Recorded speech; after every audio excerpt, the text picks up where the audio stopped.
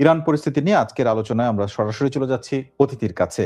Radio তেহরানের সাবেক সম্পাদক এবং সংবাদ বিশ্লেষক সিরাজুল ইসলাম, আপনাকে স্বাগত। আপনাকে ধন্যবাদ শামসুজ্জোহা। প্রথমে যেটি আমি বলছিলাম সেটি প্রশ্ন যে মাত্র কয়েক মাস আগে আমরা দেখলাম, এখন থেকে প্রায় 8 মাস আগে, গত জুন মাস, জি 12 দিন ধরে ইরানে একটা হামলা চালালো ইসরায়েল। সেই সময় আমরা দেখেছি অনেক সিনিয়র সামরিক বেসামরিক নেতাকে হত্যা করা হয়েছে, কিন্তু এবারে সরাসরি আলী খামেনিকে হত্যা করতে সমর্থ হওয়া, এটি আমার মনে হয় যে সমস্ত সমীকরণকে পাল্টে দিয়েছে। আমার প্রশ্ন হচ্ছে, ইরান যুদ্ধের বা মধ্যপ্রাচ্যের যে সংঘাত, সেটির ভাগ্য নির্ধারণ করে দিল এই মৃত্যুই কিনা? না, এই মৃত্যু ভাগ্য নির্ধারণ করে দিলে আমি সরাসরি জি জবাবে চলে গেলাম। জি, দর্শকদেরকে ধন্যবাদ। হ্যাঁ, এটা যদি নির্ধারণ করে দেয় ভাগ্য, তাহলে যুদ্ধ বন্ধ হয়ে যেতে হয় এবং আমেরিকা এবং ইসরায়েলের যে প্রত্যাশা, ইরানের ইসলামী সরকারকে উৎখাত করে দেয়া এবং তাদের পছন্দের সরকার প্রতিষ্ঠা করা, সেগুলো হয়ে যায়। তাহলে এবং এইভাবেই ভাগ্য নির্ধারিত হওয়ার কথা। অথবা ইরান এবার যে যুদ্ধটা করছে তারও একটা লক্ষ্য আছে। ইরান কিন্তু পরিষ্কার করে বলেছে যে এবার যদি একটা গুলি ছোড়া হয় তাহলে সর্বাত্মক যুদ্ধ হবে, আঞ্চলিক যুদ্ধ হবে, এবং এই যুদ্ধ হয়তো ওরা শুরু করবে, শেষ আমরা করব 2-3 দিন পরেই যে সিজফায়ার করা হবে, এটা আর হবে না। আমি বলি যে আমি তো রেডিও তেহরানে থাকার সময় লিখেছি, বলেছি, প্রচুর পড়াশোনা করার চেষ্টা করেছি, এবং ফ্যাক্ট হচ্ছে যে আমি ইরান বিষয় নিয়ে আজ 35-36 বছর আমি কাজ করি, ভাবি, চিন্তা করি, পড়ি, বুঝি, লিখি। তো এতদিনের যে আমার একটা পর্যবেক্ষণ, বলতে পারেন যে নিবিড় একটা পর্যবেক্ষণ, সেই পর্যবেক্ষণের ফিনিশিংটা এইরকম যে ইসরায়েল, আমেরিকা এবং ইরান, এই 3 শক্তির ভেতরে একটা চূড়ান্ত হিসাব নিকাশ হবে এবারে। মেবি এইবারই হয়তো সেটা হতে যাচ্ছে আমার কাছে মনে হয়। এবং ইরানের সর্বোচ্চ নেতাকে হত্যা করা হয়েছে। আপনি যেমনটি বললেন যে সমস্ত সমীকরণ বদলে গেছে, ছাড়িয়ে গেছে, পাল্টে গেছে, সেক্ষেত্রে এই সমীকরণ মানে সর্বোচ্চ নেতাকে হত্যা করা মানেই অনেকগুলো ঘটনা। ইরানের রাষ্ট্র ইরানের প্রধানকে, কার্যত প্রধানকে হত্যা করলো। যদিও সরকারের প্রধান প্রেসিডেন্ট আছে, কিন্তু সর্বোচ্চ নেতা তো সবার প্রধান। সেক্ষেত্রে তিনি রাষ্ট্রের প্রধানকে হত্যা করা হয়েছে, এবং একেবারে সন্ত্রাসী কায়দায়। এটা তো রাষ্ট্রপ্রধানকে হত্যা করা, এটা তো সাধারণ কোনো ঘটনা না, একেবারে। হ্যাঁ, নিশ্চয়ই ইরান এইরকম একটা জায়গা থেকে আমি যে কতটুকু বলে শেষ করতে চাই, যখন এইরকম একটা ঘটনা ঘটছে, এর মানে দাঁড়াচ্ছে ইরানের পেছনে আর জায়গা নেই পিছানোর। এখন তাকে একটা কিছু করতেই হবে। সেই একটা কিছু করার মানেই দাঁড়াচ্ছে যে ইরান এবং আমেরিকা এবং ইসরায়েলের সাথে ইরানের চূড়ান্ত বোঝাপড়া এইবারই হবে। নিশ্চয়ই, কারণ সরকার প্রধান এবং দেশের শীর্ষ নেতা তাকে যখন হত্যা করা হয় এবং তার নিজ কার্যালয়ে হত্যা করা হয়, এখন পর্যন্ত যে তথ্য পাওয়া গেছে, সেইটি হচ্ছে সর্বোচ্চ একটা সিম্পটম, একটা মানে চিহ্ন বলা যায়। এখন আমার প্রশ্ন হচ্ছে, পরবর্তী নেতা কে হতে পারে, যখন এইরকম তিনি তার জীবনের দীর্ঘ সময়ের প্রায় অর্ধেকটা সময় এই ইরানের সর্বোচ্চ নেতার পদে থেকে দায়িত্ব পালন করে আসছেন। এখন প্রশ্ন হচ্ছে, তার ছেলের কথা শোনা যাচ্ছে, মোজতবা খামেনি, এছাড়াও লারিজানি, যিনি ক্ষমতার কেন্দ্রে উঠে আসছেন, এই মুহূর্তে সিদ্ধান্ত গ্রহণের অনেকগুলো গুরুত্বপূর্ণ জায়গায় তিনি আছেন, এছাড়াও আরো অনেকের নাম উঠে আসছে।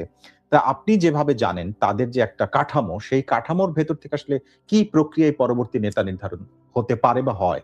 যে প্রক্রিয়ায় নেতা নির্ধারিত হবে সেটা হচ্ছে যে ওখানে অভিভাবক পরিষদ আছে, বিশেষজ্ঞ পরিষদ আছে, এবং জাতীয় নিরাপত্তা পরিষদ আছে, এবং প্রেসিডেন্টের একটা কনসার্ন থাকে মনে হয়।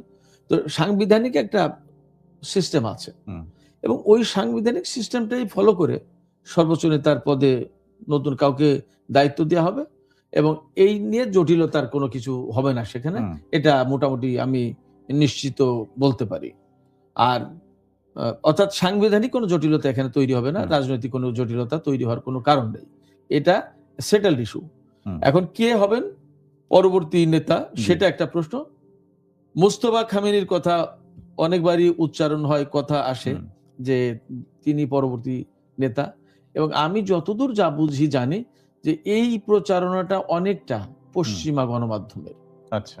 তো সেক্ষেত্রে মানে অনেকে এইভাবে দেখাতে চেয়েছেন যে তিনি তো এত বছর থাকলেন, পরবর্তীতে তার ছেলেকে উত্তরাধিকার করে দিয়ে যেতে চান, তার মানে খানিকটা রাজতান্ত্রিক একটা ধারার সাথে উনার জীবনটাকে মিলিয়ে দেওয়ার চেষ্টা করে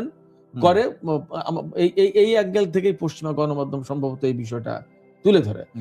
আমার মনে হয় না যে মোস্তফা খামেনি নির্বাচিত হবে, এবং এই ব্যাপারে তিনি কিন্তু কোন ওই যে যোগ্যতার কোনো বিষয় আছে নাকি তার ছেলের জন্য হবে না, ছেলের জন্য তিনি ছেলে বলে হবেন এই কথা বলা হয়, প্রচার করা হয়, কিন্তু তিনি ছেলে বলে হবেন না এইটাই বরং অনেকটা খানিকটা সত্যি।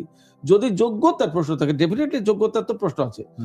সর্বোচ্চ নেতা, তিনি পররাষ্ট্রনীতি দেখবেন, প্রতিরক্ষা নীতি দেখবেন, টোটাল দেশের তিনি তো অভিভাবক হবেন, প্রেসিডেন্ট, সংসদ সবার অভিভাবক।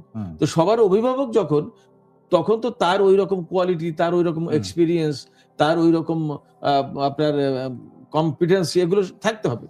তা না হলে তো তাকে এইরকম পজিশনে তো বসানো যাবে না।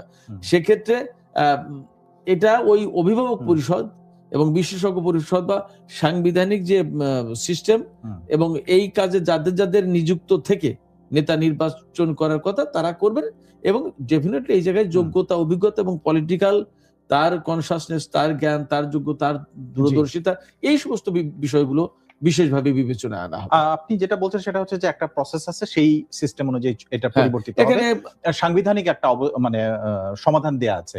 কিন্তু আপনি আজকে আমাদের পত্রিকায় একটা লেখা এসেছে, সেখানে আপনি বলেছেন যে যে ইরানে যে ক্ষমতার পালাবদল, এটি অবশ্যই প্রয়োজন এখন, কিন্তু সেই ক্ষমতার পালাবদলটা খুব সহজ হবে না। সেই সহজ হবে না বলতে আপনি আসলে কি বলছেন?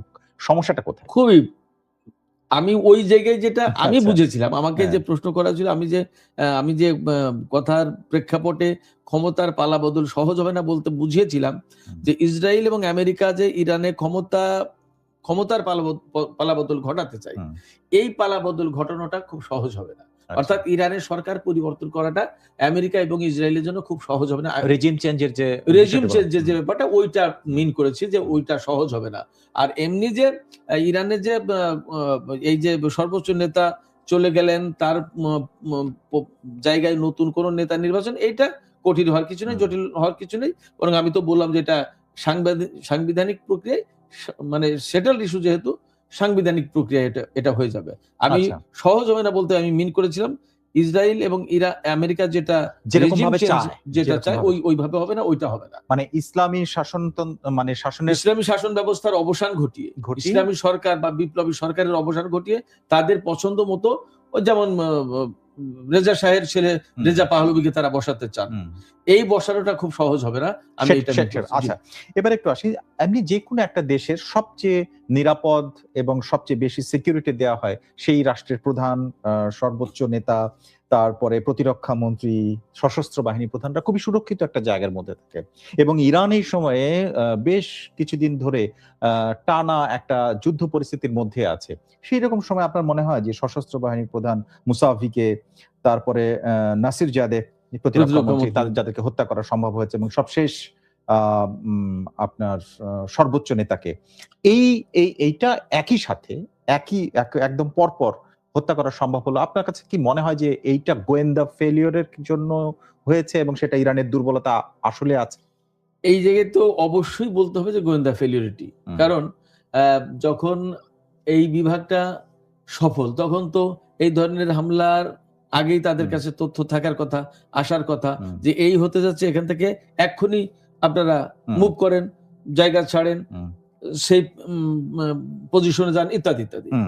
এইটা যেহেতু হয়নি, তাহলে ডেফিনেটলি গোয়েন্দা ব্যর্থতা, এটা একটা ব্যাপার।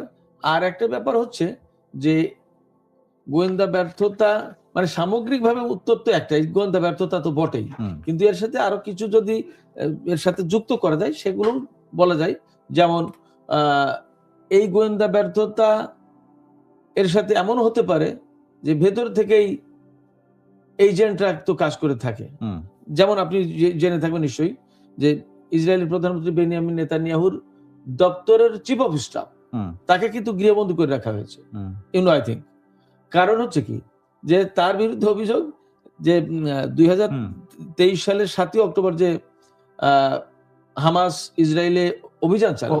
অভিযানটা এই অভিযানের পরে বা আগে পরের সময়টাই সে হামাসকে বা ইরানকে তথ্য দিয়ে সহযোগিতা এখন করেছে। কথা হলো কি, সেইটা হচ্ছে যে ইসরায়েলি তাহলে সেটা একটা সক্ষমতা যে তাদের নিজেদের মধ্যেও কেউ যদি বিট্রেয়ার থাকে তাকে খুঁজে বের করে ফেলা হ্যাঁ, এবং তাকে অ্যারেস্ট করেছে তারা, Definitely. তাই না? কিন্তু ইরান সেই জায়গাটায়, আমি প্রশ্নটা এই জন্য করছি, হুম। মাত্র কয়েক মাস আগেও একই ধরনের ঘটনা ঘটেছে এবং সেখানে প্রায় 10 জনের বেশি সামরিক কর্মকর্তাকে এবং উচ্চপদস্থ তারা একদম তাদেরকে top level এ।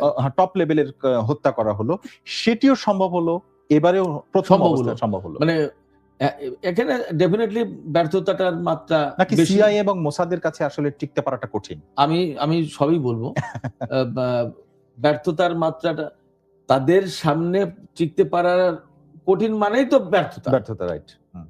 আপনি সমীকরণ করলে তো তাই আসবে। তাই আসে। যে সেক্ষেত্রে ব্যর্থতার মাত্রাটাই বেশি বলবো।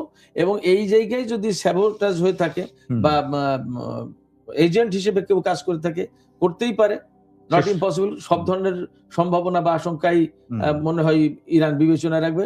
এবং আমি আপনাকে এটাও বলি যে ইসরায়েল যেমন তাদের চিফ অফ স্টাফকে ডিস্টিংগুইশ করতে পেরেছে যে হি ইজ দ্য এজেন্ট, কেমন ইরানও এরকম বহু এজেন্টকে ডিস্টিংগুইশ করেছে, আটক করেছে এবং তাদেরকে বিচারের আওতায় এনেছে। এবং ফ্যাক্ট হচ্ছে এখানে একটা মজার তথ্য বলি যে এদেরকে যখন বিচারের আওতায় আনতে যায় তখন ইসরায়েল এবং আমেরিকা বলে যে একটা লোককেও ফাঁসি দিতে পারবো না, ফাঁসি দিলে কিন্তু যুদ্ধ করব। তার মানে তাদের এজেন্ট সেট করা, তাদের এজেন্টদেরকে বিচার করতে গেলে, ইরান বিচার করতে গেলে তাদের বিচার করতে দেয় না। কতটা অধীনস্থ কান্ট্রি, কতটা অধীনস্থ গভর্নমেন্ট চাই ইসরায়েল এবং আমেরিকা।